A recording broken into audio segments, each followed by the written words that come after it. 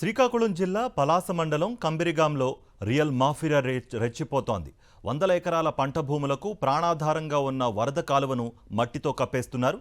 కంబిరిగాంలో వరహాలు గెడ్డకు అనుసంధానంగా ఉన్న తుప్పలగుడ్డి వరద కాలువ సమీప భూముల ధరలు పెరిగాయి.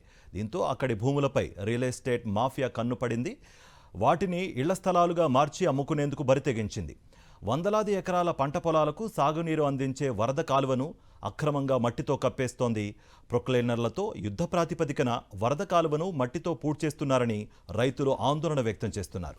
భూముల ధరలు ఒక్కసారిగా పెరగడంతో కోట్ల రూపాయల విలువైన భూములను ప్లాట్లుగా మార్చుకునేందుకు రియల్ మాఫియా ప్రయత్నిస్తోంది. ఇందులో భాగంగానే కాలువలపై ఆ ప్రాంతంలోని ప్రభుత్వ పోరంబోకు భూములపై రియల్ మాఫియా కన్నేసిందని గ్రామస్తులు చెబుతున్నారు. కంబిరిగాం సహా పారసంబ, సోగాడియా, కాశీబుగ్గ ప్రాంతాల్లోని పంట పొలాలకు నీరు అందించే ఈ వరద కాలువను నాశనం చేస్తున్నారని ఆవేదన చెందుతున్నారు. ఇప్పటికే జేసీబీలతో మట్టి, గ్రావెల్ తవ్వకాలు జరిపి కాలువను పూర్తిగా కప్పేస్తున్నారు. అధికారికంగా ఎలాంటి అనుమతులు లేకుండానే రియల్ మాఫియా అరాచకం కొనసాగిస్తున్నారు. మరోవైపు అధికారులు చేష్టలుడిగి చూస్తున్నారు.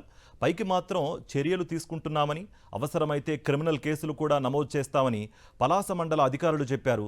అయితే ఆ దిశగా చర్యలు కనిపించడం లేదు. కనీసం పంట పొలాలను పూడ్చే పనులను అడ్డుకున్న పాపానా పోవడం లేదు. దీంతో స్థానిక కూటమి నాయకుల అండదండలతోనే ఈ అక్రమాలు జరుగుతున్నాయని రైతులు, గ్రామస్తులు ఆరోపిస్తున్నారు.